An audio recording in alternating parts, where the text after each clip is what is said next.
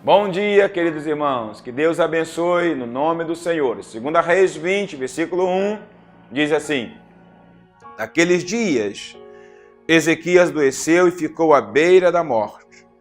O profeta Isaías, filho de Amós, foi visitá-lo e lhe disse: Assim diz o Senhor, põe a tua casa em ordem, porque não te recuperarás, mas morrerás. Glória a Deus. Que palavra difícil, dura, que certamente Ezequias não gostaria de ouvir, nem ele e nem ninguém. Mas nos atentando a este versículo, Ezequias foi um grande rei. Quando ele assumiu o governo de Judá, ele procurou ser fiel ao Senhor. Ele o buscou de todo o coração e Deus o fez prosperar. Durante o seu governo, em certa altura, ele foi invadido por Senaqueribe, o rei da Síria, mas ele confiou em Deus, não fez concessões, mas dependeu totalmente do Senhor. Então o Senhor usou o profeta Isaías para trazer palavra de conforto a este homem e assegurar também a ele que Deus protegeria Jerusalém, que ela não cairia nas mãos da Assíria, e assim aconteceu. Em uma noite apenas, Deus enviou um anjo que destruiu a 185 soldados assírios e deu livramento a Ezequias. Que coisa maravilhosa! Mas passado um tempo, Ezequias adoeceu.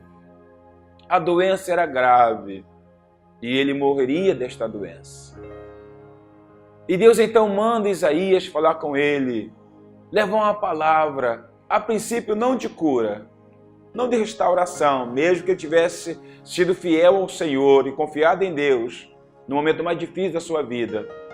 Mas a palavra de Ezequias foi, de Isaías, melhor dizendo, foi para o rei Ezequias: põe tua casa em ordem, porque morrerás. Ezequias, ao ouvir esta palavra, pôs-se a buscar a Deus. Chorou, clamou ao Senhor, falou de como ele havia sido fiel, zeloso para com Deus. Deus então disse que Isaías voltasse e dissesse: ele não morrerá. Deu lá orientações, mandou ele preparar uma pasta de figos, enfim, algo que colocasse sob a úlcera essa enfermidade que iria destruir a vida do rei. E ele foi restaurado e Deus lhe concedeu mais 15 anos. O que eu quero dizer aqui, irmãos, é a questão da nossa casa. Uma coisa que Deus se preocupou com Ezequias foi que ele tivesse a casa em ordem. Mas que casa? Certamente Deus não estava falando da casa no sentido físico, mas Deus estava falando da casa espiritual, da vida de Ezequias. Por mais que Ezequias tivesse sido fiel a Deus, manifestado grande zelo na reforma do templo, em reconstituir novamente o culto, ou restabelecer, melhor dizendo, o culto, trazendo os sacerdotes, levitas, etc. Mas a sua vida pessoal precisava estar em ordem. Ele precisava estar preparado para um dia poder encontrar-se com o Senhor. Neste caso, Deus avisou a Ezequias. Mas não é sempre assim que ocorre. O que eu percebo aqui, amados, é a necessidade de estarmos preparados para a realidade da volta de Jesus. Porque o Senhor vai voltar. É certo que Ele voltará. Apesar desta esperança já não ser igual como antigamente para a maioria, mas isto não anula a promessa do Senhor. E a pergunta que eu faço para você, como já fiz para mim: como está a nossa casa? Ela está em ordem? Ela está preparada para esta realidade? para Ezequias seria algo mais ou menos imediato. Deus acabou lhe dando mais 15 anos, estava tudo lá determinado. Mas para nós não sabemos. Eu não estou dizendo que vai ser amanhã, depois de amanhã.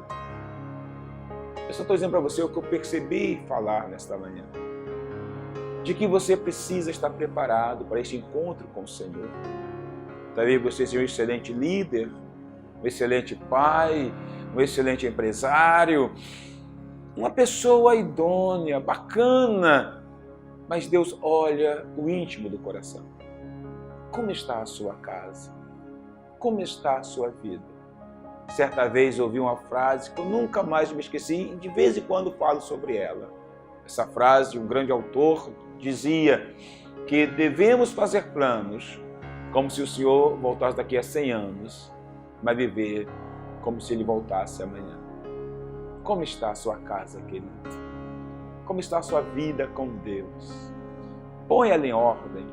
Não só porque a realidade da volta de Jesus é certa, mas porque Deus precisa também de uma casa em ordem para Ele ir muito além na sua vida. Portanto, querido, não sabemos o dia de amanhã, mas sabemos que Jesus Cristo prometeu voltar para levar aqueles que lhe pertencem. Mas Ele vai levar uma noiva que esteja adornada para Ele. Então, que esta palavra seja um instrumento de Deus na sua vida. Põe tua casa em ordem para essa realidade na vida de todos que têm essa esperança. Em nome de Jesus. Amém. Querido Deus, que o Senhor abençoe a cada pessoa. O Senhor conhece cada coração. Talvez esta palavra tenha falado a corações bem profundo. Talvez a outro nem tanto a Deus. Mas seja como for, abençoe aqueles que precisam colocar a sua casa em ordem para esta realidade de que um dia o Senhor voltará. Em nome de Jesus. Amém.